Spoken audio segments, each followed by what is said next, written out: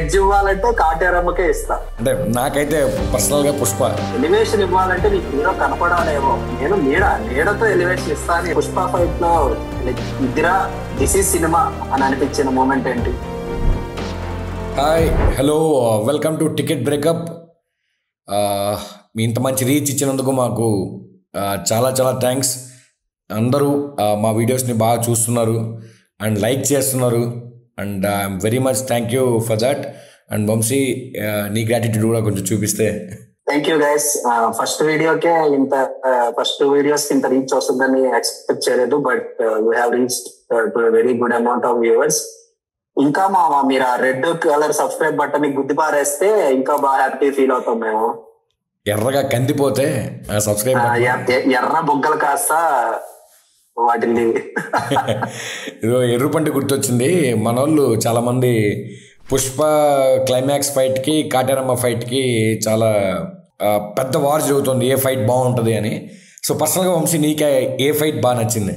అంటే theatre experience ఉప్పెన మా moment పట్టి చూస్తే నాకు రెండు fights almost similar, like but నేను ఎడ్జ్ ఇవ్వాలంటే కాటేరమ్మకే ఇస్తా. అంటే నాకైతే పర్సనల్ గా పుష్ప, నా ఎడ్జ్ పుష్ప. రెండు పెద్ద ఫైట్లే, రెండు మాట్లాడడానికి కూడా లేదు, రెండు మంచి ఫైట్లే. బట్ నా ఎడ్జ్ వరకు మాత్రం పుష్ప క్లైమాక్స్ ఫైట్కే ఉంటుంది. అండ్ దేనివల్ల నీకు కాటేరమ్మ ఎందుకు ఆ ఎడ్జ్ ఎందుకు ఇచ్చావని?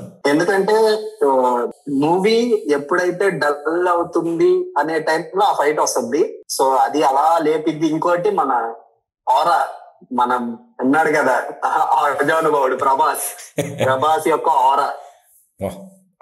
ఆరా ఎవరికి ఏ హీరోకి రావడం కష్టమే, అందరూ పర్ఫార్మెన్స్ చేయాలి. కానీ మన ప్రశాంత్ నీళ్ళు సలార్లో ఏం చేయడు అన్నాడు, నడువన్నా చాలు సినిమా మేము చూసుకుంటాం అన్నట్టే ఉంది సినిమా. అసలు ప్రభాస్ ఆరాకి మ్యాచ్ చేసే హీరో అంటే పర్ఫార్మెన్స్ వైజ్ ఏమైనా ప్లస్లు మైనస్లు ఉండొచ్చు, కానీ ప్రభాస్ ఆరాకి మాత్రం ఎవరు నా చేసినంత పిన్ పాయింట్ కూడా పెట్టలేరు. అసలు స్టాండ్ సింపుల్ ఎగ్జాంపుల్ అబ్బా, ఎలివేషన్ ఇవ్వాలంటే నీకు హీరో కనపడాలేమో, నేను నీడతో ఎలివేషన్ ఇస్తాను. ఇలా జస్ట్ నీడ చాలు, చేతులు కట్టున్నా చేతులు దించినా. అండ్ ఫైట్ స్టార్ట్ అయ్యే టెంపో కూడా టట్ టట్ టట్ టట్, అసలు ఆ స్టార్ట్ కూడా ఒక రేంజ్ లో చేతులు దింపేటప్పుడు అసలు మళ్ళీ రెండు ఫైట్స్ లో కామన్ ఉండేది విట్టినెస్ అన్నమాట. మధ్యలో ఈ కాటేరమ్మ ఫైట్ లో ప్రభాస్ మొత్తం అందరినీ సాగొట్టేసి 2 నిమిషాలమ్మ ప్లీజ్ నా కోసం అంటాడు. వాళ్ళు ఇక్కడ కూడా ఇంకో క్యారెక్టర్ వచ్చారే, ఎవరున్నా మీరు కట్టేసింది అని, పుష్ప అని ఇంకో క్యారెక్టర్ వచ్చి లాస్ట్ కి వాడే కోసుకొని చచ్చిపోతాడు. బికాస్ వాడు ఆల్రెడీ పుష్ప ఫైట్ వాడంటే అంత భయం ఉన్నింది. సో ఇలా విట్టినెస్ కూడా ఉంది మధ్యలో. అండ్ రెండు ఫైట్స్ లో ఇంకో సిమిలారిటీ ఏంటంటే అక్కడ కూడా దుర్గమ్మే, ఇక్కడ దుర్గమ్మే. ఐ మీన్ పేర్లు వేరే ఉండొచ్చు కానీ బట్ సిమిలర్గా చూసుకోవాలి అంటే అక్కడ ఒక దేవతే, ఇక్కడ ఒక దేవతే, ఇద్దరికి పూనకం వస్తే ఏంటి అనేది చూసి, అంటే ఒక ఆడపిల్ల కష్టం వస్తే దుర్గమ్మే ఒక సేవ్ చేయడానికి ఒక దూతని పంపించి వాళ్ళు విలయతాండం ఆడితే ఏమైంది అంతే. అదే అసలు మనం కంబ్యాక్ టు కాటేరమ్మ వస్తే నీకు ఏ మూమెంట్ హై అనిపించింది? కాటేరమ్మ ఫైట్ ఇద్దరా పైసా వసూలు మూమెంట్ అయితే ఆ మహిషాసురం మధ్యన అన్ని కత్తులు అలా లేస్తాయి వెనక్కి, అది అయితే మెంటల్ అసలు అందులో షార్ట్ అంతే. బయటకు వచ్చినప్పుడు కూడా సలార్ మ్యూజిక్ వచ్చినప్పుడు పెట్టి థియేటర్ లో గూస్ బంప్స్ ఆ సీన్ మాత్రం. ఆడెవడో అంటాడు అన్న దొమ్మలు ఎదిరిని అన్నా.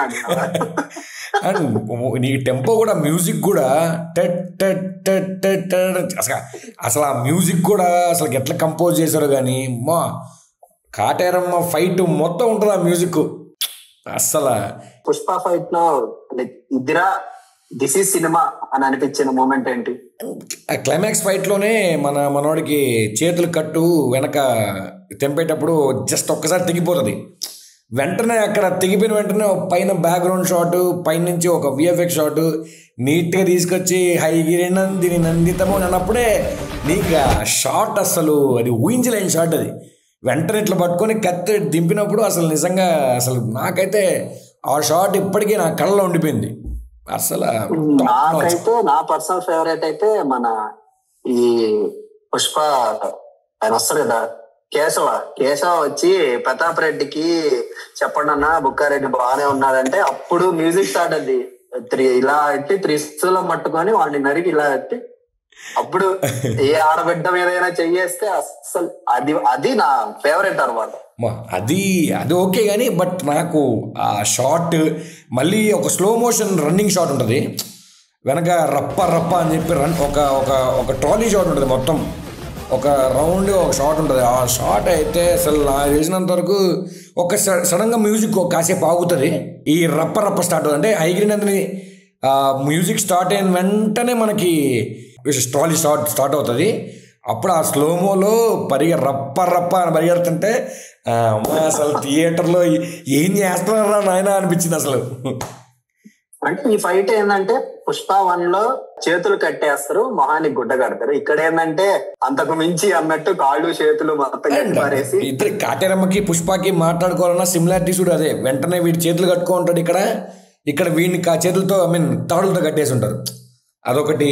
ఇంకా ఆ అమ్మాయి ఇక్కడ అమ్మాయే అక్కడ అమ్మాయే.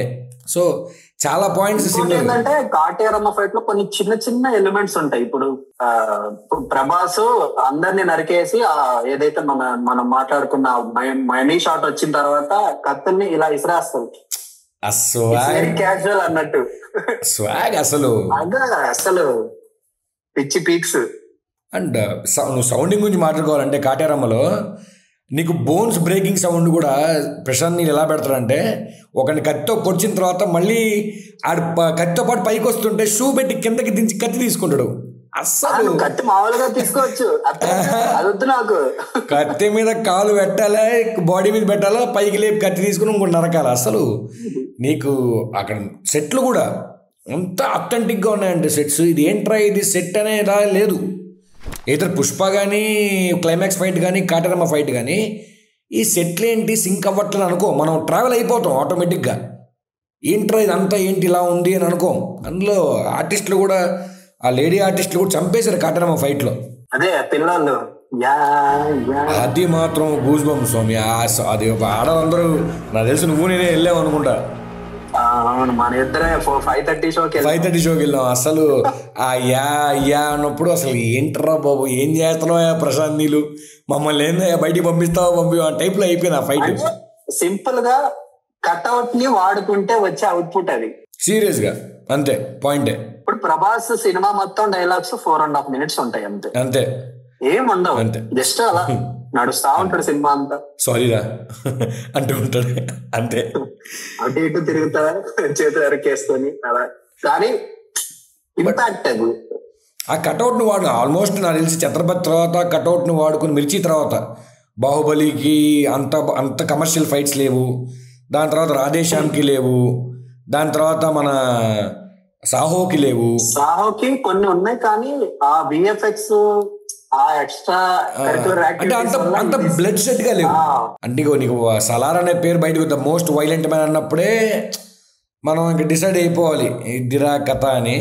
కానీ కాటేరమ్మ ఫైట్ నాకు ఇష్టమే, బట్ ఇన్ పర్సనల్గా పుష్ప ఫీవర్లో ఉన్నాను కాబట్టి మేబీ ఒకప్పుడు కాటేరమ్మ ఫైటు 3 బాగున్నా కాటేరమ్మ ఫైటు, 3 బాగాలేకపోయినా కాటేరమ్మ ఫైటు, ఆనందంగా ఉన్నామంటే కాటేరమ్మ ఫైటు. అదేదో men in depression, men when happy, men when sad, watch Kateramma fight అట్లా అయిపోయింది. ఓ మ్యాచ్ ఆడి మొత్తం బాడీ అంతా స్ట్రెయిన్ అయిపోతే కాటేరమ్మ ఫైట్ చూద్దాం ఇదే అయిపోయింది.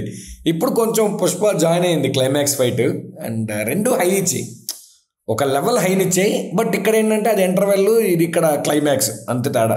బట్ అంటే basically 2 of the best fights in recent times in Tollywood. And నీకు కాటేరమ్మ ఫైట్లో ఒక స్వాగ్ ఉంటుంది, అందరినీ నరికేసి అందరినీ చంపేసిన తర్వాత అయిపోయిన తర్వాత జస్ట్ మనోడు కత్తితో ఇలా అంటాడు, అంటే జస్ట్ గోక్కున్నట్టు. అక్కడ జనాలందరూ ఒక్కసారిగా వెనక్కి పారిపోతాడు. ఆ షాట్ అసలు మాత్రం నాకు తెలిసి టాలీవుడ్ ఇండస్ట్రీ అని కాదు, నాకు తెలిసి హోల్ వరల్డ్లో అలాంటి షాట్ కష్టం. అంటే ఒక మనిషి ఇలా కత్తిలా పైకెత్తాడు, వాళ్ళు భయపడి పారిపోతున్నారంటే ఆ ఏ లెవెల్లో ఆ వైలెన్స్ జరిగితే అంత భయపడతారు. నిజంగా బ్లడ్ బాత్ అయిపోతాడు అసలు మొత్తం. అండ్ అంత అయిన తర్వాత కూడా చిన్న చిన్న న్యూయాన్సెస్ ఉంటాయి ప్రభాస్వి. కాసేపు ఒక 2 నిమిషాలు టైం ఇస్తే దొరలా రెడీ. మనోళ్ళు కొన్ని కొన్ని ఉంటాయి, మళ్ళీ వెంటనే కొన్ని హ్యూమరిక్గా ఉంటాయి అన్నమాట, కొంచెం నవ్వడానికి. So Kateramma fight okay, but Pushpa climax ఇప్పుడు కొంచెం అతుక్కుంటుంది. ఇంకా మన ఇంకా ఒకవేళ మాత్రం కాటేరమ్మ అక్కడే ఉంటుంది, అక్కడే ఉంటుంది. కాటేరమ్మ ఎక్కడికి వెళ్దు, కాటేరమ్మ విల్ బి దేర్. కానీ ఒక ఎడ్జ్ పుష్ప క్లైమాక్స్కి ఇప్పుడు నేను 5 ఫీవర్లో ఉన్నాను కాబట్టి మేబీ అది పర్ఫార్మెన్స్ కోసం గురించి మాట్లాడితే ఎట్లా చెప్తావు వంశీ?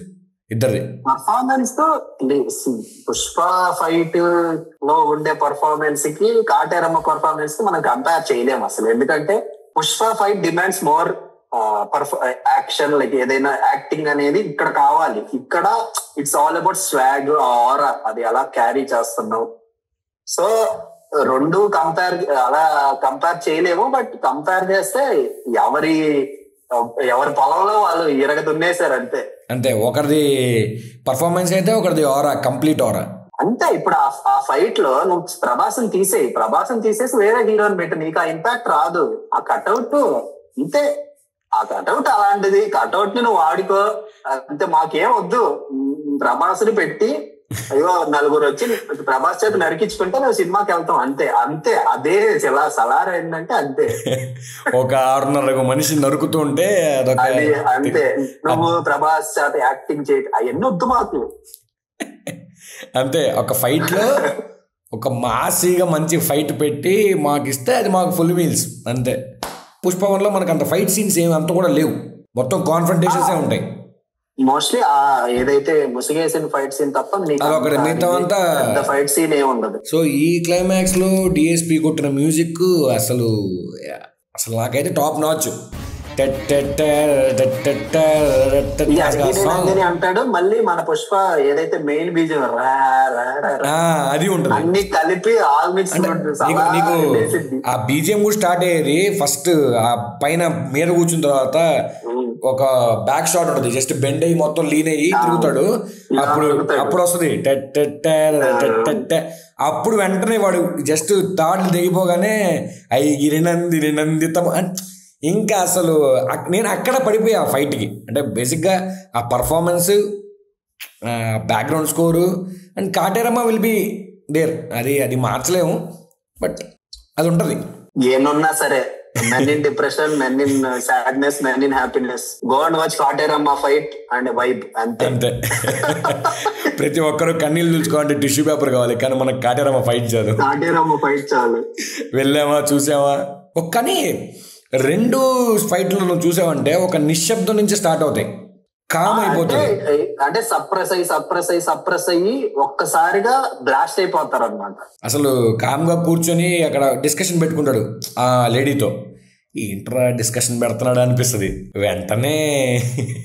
అంటే ఎలా అంటే మన ఎంఎస్ఆర్ డైలాగ్ చెప్పండి, నా పాటికి నేను మాడిపోయిన మసాలా దోశ తింటుంటే మీరు వచ్చి మీరే గెలుక్కొని కనిపించినట్టుగా అన్నట్టు. అంటే రీజనింగ్ కూడా బాగుంటది అక్కడ. ఇప్పుడు మళ్ళీ నువ్వు మాట్లాడుతుంటే కాటేరమ్మ ఫైట్కి మళ్ళీ వెళ్ళాల్సి వస్తుందట, ఇంకొకసారి చూసుకొని వద్దామరా అని చెప్పని. ఈ పాటికి సగం మంది వెళ్ళిపోయి ఉంటారు. మనం వీడియో చూస్తున్నాం సేపు ఏంట్రా మళ్ళీ గుర్తు చేస్తున్నాడు, బయటికి వెళ్ళాలి, లోపలికి వెళ్ళాలరా మళ్ళీ ఫైట్ కోసం అని. ఇది బాయ్స్ మా ఇద్దరికి. నాకైతే ఒక ఎడ్జ్ 0.1% నాకు పుష్ప క్లైమాక్స్ ఫైట్, మావాడు ఒక చిన్న ఎడ్జ్లో మనోడికి కాటేరమ్మ ఫైట్ బాగా నచ్చింది. సో మీకు ఏ ఫైట్ బాగా మిమ్మల్ని థియేటర్లో ఇంప్రెస్ చేసింది అండ్ మీకు మంచి గూస్ బంప్స్ ఇచ్చిన మూమెంట్, మేము మాట్లాడుకోకుండా మీకు ఏదైనా తెలిసిన మూమెంట్ ఏదైనా ఉంటే కామెంట్ వేసుకోండి. కాటేరమ్మ ఫైట్లో చాలా ఉన్నాయి మూమెంట్స్. అలాంటి మూమెంట్స్ మీకు నచ్చింది ఏదైనా కొంచెం కామెంట్ వేసుకొని చూస్తే మీకేం నచ్చిందో మేము తెలుసుకుంటాం. ఇప్పటికే మాట్లాడుతుంటేనే మాకు గూస్ బంప్స్ వచ్చాయి. ఇంకా మీరు డైరెక్ట్గా వెళ్ళిపోండి, కాటేరమ్మ ఫైట్ వేసుకోండి, పుష్ప క్లైమాక్స్ ఫైట్ వేసుకోండి. ఏమంటాం వంశీ? మీకు ఇంకా ఇలాంటి ఫైట్స్ ఇంకేమన్నా నచ్చాయితే let us know in the comments and thank you for showing us love. So ఇలాగే మీరు ఎంకరేజ్ చేస్తూ ఉండండి. Will come up with new ideas always about TFI because at the end of the day మీలాగే మేము కూడా TFI బానిస్తలే అంతే. కాబట్టి మనకి ఎన్ని కష్టాలున్నా TFI బాగుండాలి అంతే. సినిమాలు చూడాలి, సినిమాలతోనే మనం మన మన బాధలు అన్నీ పోగొట్టుకోవాలి. ఎవడెన్ని అనుకున్నా ఏమనుకున్నా సినిమా సినిమా సినిమా అంతే. So thank you guys. Please do like and subscribe. Bell కొట్టుకుంటే మీకు త్వరగా వీడియో వస్తుంది, మేము కూడా హ్యాపీ ఫీల్ అవుతాం. So thanks for the love and support. ఒక 2 వీడియోస్కే మీరు ఇంత లవ్ అండ్ సపోర్ట్ ఇస్తారని మేము ఎక్స్పెక్ట్ చేయలేదు. Will talk lot more. చాలా ఉన్నాయి మాట్లాడడానికి, చాలా సినిమాలు ఉన్నాయి చెప్పుకోవడానికి. మీ మనసులో మాట మేము చెప్పడానికి రెడీగా ఉన్నాం, మా మనసులో మాట మీరు వినడానికి రెడీగా ఉండి. చాలు. Thank you. Good night. Sweet dreams. MS office.